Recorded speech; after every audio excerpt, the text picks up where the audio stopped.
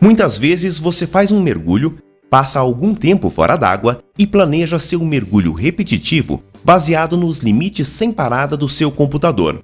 Mas nem sempre. Às vezes você sabe a profundidade e o tempo que quer em ambos os mergulhos e então planeja quanto tempo esperar entre eles. É o que chamamos um intervalo mínimo de superfície. Imagine você e seu dupla mergulhando sobre um naufrágio. O primeiro mergulho foi aos 18 metros 60 pés por 40 minutos e planejam fazer um segundo aos 15 metros 50 pés.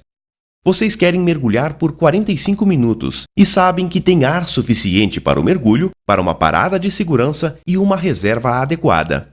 Para ficarem bem dentro dos limites, vocês concordam que seus computadores devem mostrar pelo menos 50 minutos de tempo sem parada antes de descerem. Assim, quanto tempo devem esperar após mergulharem aos 18 metros 60 pés por 40 minutos para obterem 50 minutos de tempo sem parada aos 15 metros 50 pés? Uma maneira é consultar periodicamente os limites sem parada até o computador mostrar o tempo desejado. Isso soa impreciso, mas com a experiência vocês têm noção do tempo ganho durante os intervalos de superfície. Outra maneira é usar o modo de planejamento de mergulho do seu computador. Nem todos permitem isso, mas com alguns computadores, após um mergulho você pode inserir intervalos de superfície e profundidades e eles mostram os tempos sem parada. Você também pode usar um aplicativo de planejamento, a tabela RDP ou a ERDP-ML para encontrar os intervalos mínimos de superfície. Eles não serão idênticos aos do seu computador de mergulho, mas darão uma boa estimativa do tempo de espera na superfície. Ao planejar, consulte a lista dos tempos sem parada para confirmar que você tem o tempo que deseja. Os modelos descompressivos dos computadores e tabelas de mergulho são baseados em mergulhos no nível do mar. Na altitude, a pressão é menor, então voar após mergulhar ou mergulhar na altitude pode aumentar o risco de doença descompressiva. Por conta disso, a comunidade médica do mergulho recomenda esperar pelo menos 12 horas antes de voar após um mergulho. Se fizer mais de um ou mergulhar por vários dias seguidos, espere pelo menos 18 horas. As recomendações para o voo após o mergulho mudam periodicamente. Siga as mais atualizadas. Você usa procedimentos para mergulhar em locais com altitudes superiores a 300 metros, 1000 pés.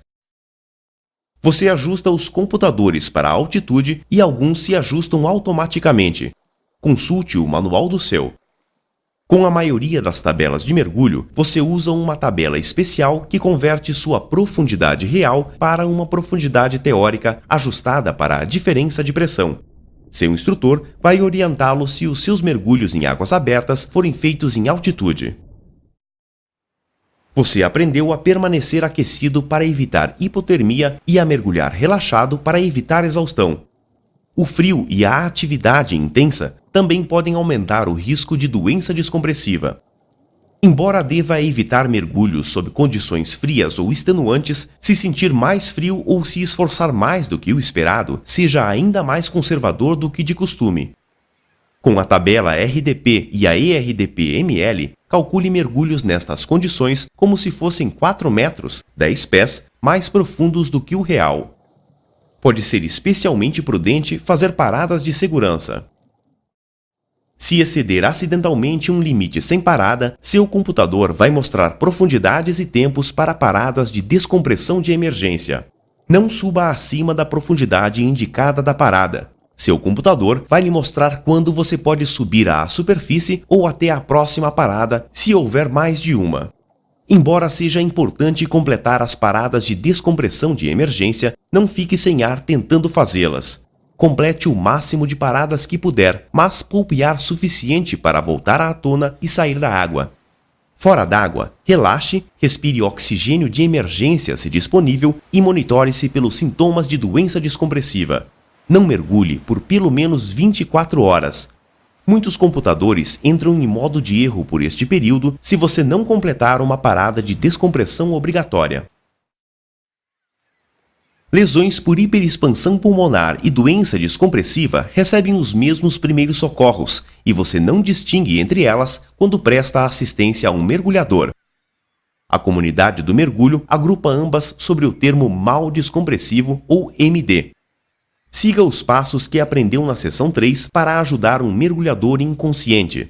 Monitore a respiração e preste RCP conforme necessário. Acione o serviço médico de emergência e o serviço local de emergência ao mergulhador, se existir. E mantenha o mergulhador deitado, respirando oxigênio de emergência. Deite um mergulhador inconsciente e que respira sobre o lado esquerdo, com a cabeça apoiada desta forma. Preste assistência até os profissionais de emergência assumirem. Quase todos os casos de MD requerem colocar o mergulhador de volta sob pressão e administrar medicamentos numa câmara hiperbárica. Não atrase os primeiros socorros e o transporte do mergulhador até o tratamento definitivo.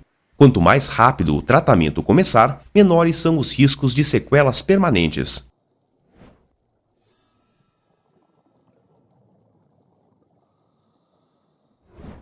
Sob pressão, o nitrogênio e o oxigênio têm um efeito inebriante chamado narcose por gás. Não é algo diretamente prejudicial, mas pode afetar o bom julgamento e a coordenação motora. Os sinais e sintomas incluem uma sensação de embriaguez, perda de coordenação motora, lentidão de raciocínio, lentidão de reações, risos sem motivo, depressão, uma falsa sensação de segurança, desrespeito pela segurança e, sob estresse, ansiedade e ou pânico. A narcose afeta os mergulhadores de modo diferente, mas a maioria começa a notá-la em profundidades perto de 30 metros, 100 pés. Cansaço, medicamentos ou álcool pode torná-la perceptível em profundidades mais rasas. Mergulhar em águas frias, no escuro ou sob visibilidade limitada parece aumentar os efeitos, ao passo que a experiência parece reduzi-los. De modo geral, a narcose não parece causar problemas em mergulhos mais rasos do que 30 metros, 100 pés, mas se você percebê-la, suba para uma profundidade mais rasa. Os efeitos normalmente passam rápido. Durante os seus mergulhos em águas abertas, você praticará navegar com uma bússola subaquática. Esta habilidade o ajuda a poupar o ar e saber onde está em relação ao seu ponto de saída durante todo o mergulho. Uma bússola convencional se parece como esta. A agulha magnética sempre aponta para o norte magnético. A linha de fé é sempre a direção do seu deslocamento. O bezel gira para você alinhar marcas indicadoras de curso com a agulha magnética, e as referências de curso permitem registrar as direções.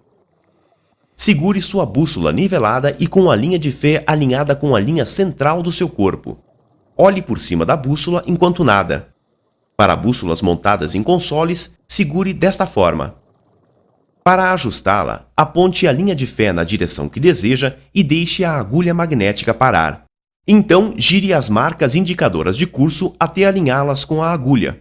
Enquanto nada, mantenha a agulha dentro das marcas indicadoras e a linha de fé alinhada com o seu corpo.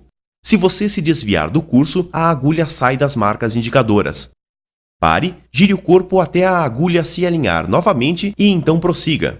Enquanto você navega, seu dupla mantém contato e monitora a profundidade. Para retornar num curso recíproco, gire o bezel 180 graus e então gire o corpo até a agulha estar dentro das marcas indicadoras de curso. Agora você está de frente para o caminho de onde veio. Algumas bússolas possuem 2 conjuntos de marcas indicadoras para você não precisar ajustar o bezel. Cada vez mais computadores de mergulho vêm com bússolas eletrônicas. O funcionamento é parecido, mas o mostrador é diferente. Consulte o manual ou o seu instrutor se o seu computador tiver uma. Ao longo deste curso, você aprendeu sobre os limites que você é responsável por seguir como PAD Open Water Diver recém-certificado. Vamos resumir alguns deles. Você foi treinado até uma profundidade máxima de 18 metros, 60 pés, ou a profundidade real que você atingiu se for mais rasa.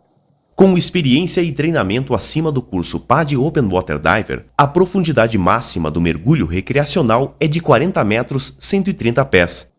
Você também treinou para mergulhar em condições tão boas ou melhores do que aquelas nas quais foi treinado, dentro dos limites sem parada do seu computador ou das tabelas de mergulho. Você está qualificado para participar do curso PADI Advanced Open Water Diver, do programa Discover Local Diving e de vários, mas não todos, os cursos de especialidade PADI. Por fim, é sua responsabilidade estabelecer os limites de cada mergulho com base na sua avaliação das suas habilidades, nível de conforto e condições de mergulho. Um desafio que os novos mergulhadores às vezes enfrentam é como se manter envolvido com o mergulho. A comunidade do mergulho descobriu 3 coisas para ajudá-lo. Primeiro, envolva-se em ambientes sociais onde possa conhecer outros mergulhadores. Segundo, visite diferentes locais para mergulhar. E terceiro, prossiga com a sua educação no mergulho. É fácil fazer amigos com os quais mergulhar. Comece no seu dive center ou resort PADI. Lá geralmente existem clubes e atividades. Então, junte-se à diversão. Conheça mergulhadores no Scuba Earth e em outras redes sociais. Participe de eventos locais de mergulho e convide alguns dos seus amigos para se tornarem mergulhadores. Outra oportunidade são as viagens de mergulho em grupo. Sua operadora e os clubes de mergulho provavelmente organizam viagens para destinos próximos e distantes. Com a experiência, você também planejará as suas. Defina metas de treinamento. O que deseja conquistar como mergulhador? Então participe de cursos que o conduzam aos seus objetivos. Você geralmente pode combinar um curso com uma viagem de mergulho. Também se sabe que mergulhadores que investem em seus próprios equipamentos continuam a mergulhar e aproveitam mais. Isto não é surpresa, já que seus equipamentos atendem às suas preferências, se ajustam ao seu corpo e são adequados aos mergulhos que você gosta. O propósito do sistema PADI de educação do mergulhador é ajudá-lo a mergulhar com segurança, mas também a continuar desfrutando o mergulho. Ele oferece um caminho claro e com opções para você crescer e aproveitar o mergulho como e onde quiser. Você pode até já estar pensando sobre um dia se tornar um instrutor de mergulho. Ao avançar no sistema PADI, você aprende novas habilidades, faz novos amigos, aprende mais sobre os diferentes equipamentos e visita novos lugares e pontos de mergulho. Fale com seu instrutor ou operadora de mergulho sobre seus interesses e visite regularmente o PADI.com para se informar sobre as novidades do sistema PADI.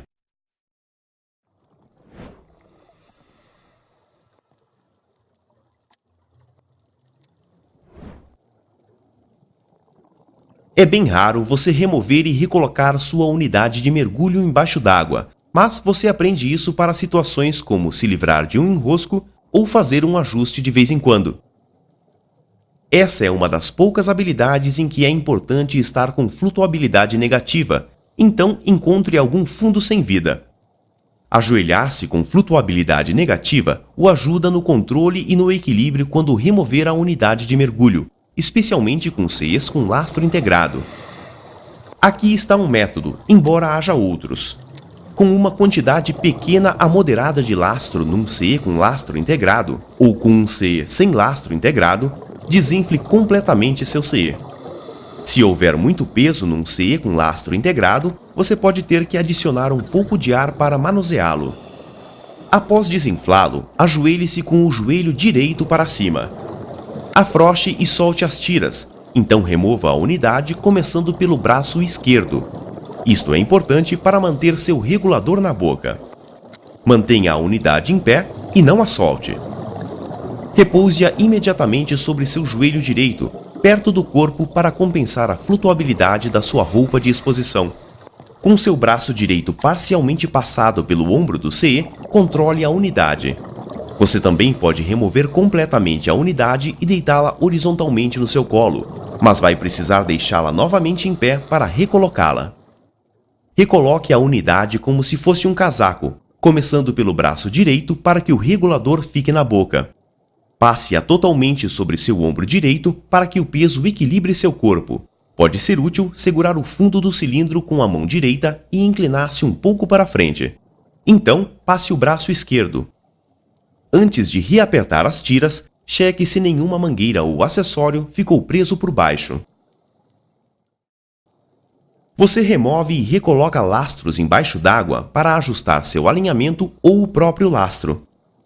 Às vezes, um bolso de lastro se solta ou você precisa fazer outros ajustes no sistema de lastro. Como você faz isso depende do seu sistema de lastro. Você pode remover e recolocar lastros individuais, bolsos de lastro ou mesmo o cinto todo. Esta é outra habilidade em que é útil estar com flutuabilidade negativa.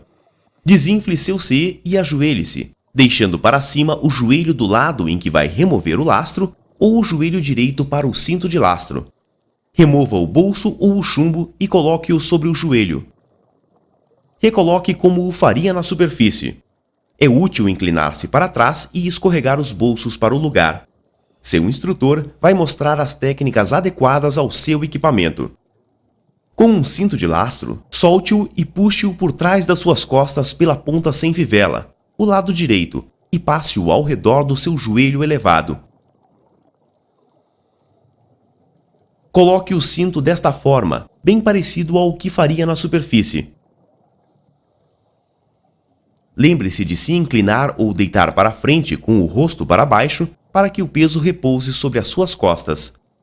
Isto alivia a tensão sobre a fivela e você pode reapertá-la facilmente. Cheque se nenhuma mangueira ficou por baixo antes de reapertar completamente. Às vezes, você tem que descer ou subir sem uma referência que possa ver ou tocar. Siga os 5 passos para as descidas e subidas, mas observe seu computador e controle a velocidade com o seu CE. Para praticar isso em águas confinadas, ignore quaisquer indicações visuais e use seu dupla e seu computador como referência. Durante a descida, equalize, mantenha contato com o dupla e ajuste sua flutuabilidade sem pressa. É mais fácil controlar uma descida lenta do que uma rápida. Quando subir, mantenha contato com o dupla. Segurem-se um no outro se for necessário. Controle sua flutuabilidade e a velocidade de subida. Novamente, mais lento é mais fácil. Faça uma parada de segurança levitando em meia água aos 5 metros, 15 pés. Para praticar isto em águas confinadas, pare cerca da metade do caminho entre o fundo e a superfície. Se precisar navegar enquanto desce ou sobe sem uma referência, uma técnica é os duplas se segurarem um no outro. Um navega enquanto o outro controla a profundidade e a velocidade de descida ou de subida. Você também pode praticar isso em águas confinadas. Durante o curso, você fará um ou mais mini mergulhos. Eles são mergulhos simulados em que você pratica os passos de um mergulho real, parecido ao que faria em águas abertas. Seu instrutor vai pedir para você e seu dupla planejá-los como se fossem mergulhos em águas abertas, incluindo o tempo e os limites do suprimento de ar. Vocês farão checagens de segurança pré-mergulho e usarão entradas e saídas apropriadas para águas que não dão pé. Cada mini mergulho terá habilidades e objetivos específicos atribuídos pelo seu instrutor, além de você praticar as habilidades que quiser com seu dupla, brincar um pouco e desfrutar seu tempo embaixo d'água.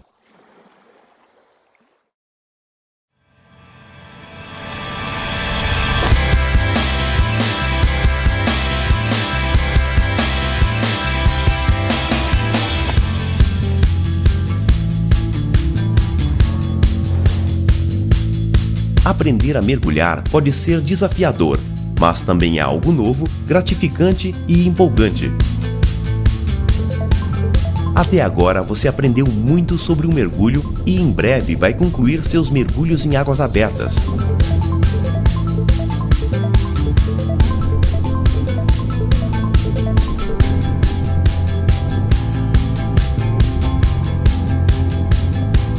Mas não importa o quão incrível e gratificante seja se tornar um PADI Open Water Diver, este é só o início.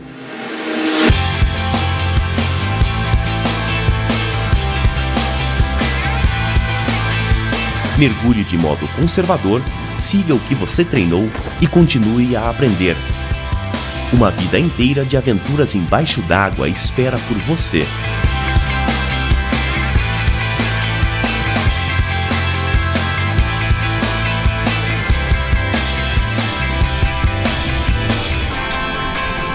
Seja bem-vindo ao mergulho.